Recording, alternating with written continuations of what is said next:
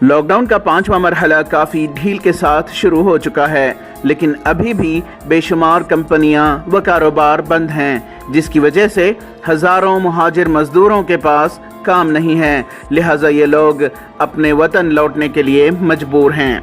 आज शहर के बेंगलुरु पैलेस में जमा कई मुहाजिर मजदूरों के खाने व मकामी नकल व हमल का इंतज़ाम किया जा रहा है और फीड द नीड के सैकड़ों वॉलंटियर्स इन मुहाजिरीन की खिदमत में मुतहर्रिक हैं। हमारा जो टीम है वो फूड टास्क फोर्स है और फीड द नीड बोल के इनिशिएटिव है जो लीड ले रहा है NGO and then other NGOs 4-5 NGOs जो है वो बैकअप दे रहे हैं। माइग्रेंट्स का जो इशू जब से हुआ है we have able to feed around 60,000 people.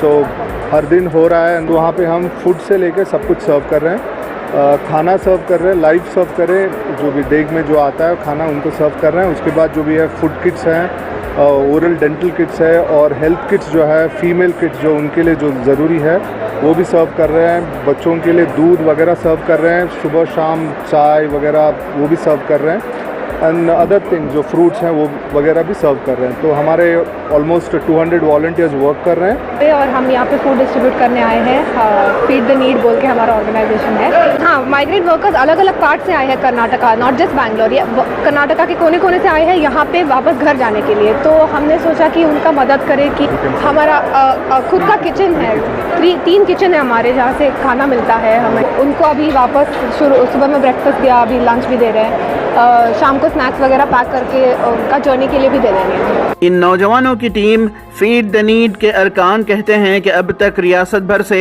50,000 से जायद मुहाजिर मजदूरों की इमदाद ये कर चुके हैं और इनकी ये खिदमात जारी रहेंगी। मुसीबत सब कैसा था, पहले कंपनी ने बोला कि घर में बैठो। जब वो लोग घर में बैठा कंपनी ने तनख्वाह देना बंद कर दिया। जब वो लोग पगार मिलना बंद हो गया, उन लोगों का खाने का जो रेगुलर रेशन वगैरह का ज़रूरत होता है वो मिलना बंद हो गया। उसके बाद क्या हुआ, उन लोगों को घर में जो रहने का रेंट देना पड़ता था वो देने में मुश्किल हो गया। उन लोग भी बोला अगर रेंट नहीं दे सकता है तो आप लोग यहाँ नहीं रह सकता है। अब आप लोग देख रहे हैं सिचुएशन क्या है। और पैलेस ग्राउंड में कल हम लोग बुलाया था 1600 आदमी को कि इधर ट्रेन मिलेगा, आप लोग आ जाइए। लेकिन उधर में कल कम से कम 2200 से ज़्यादा आदमी इकट्ठा हुआ।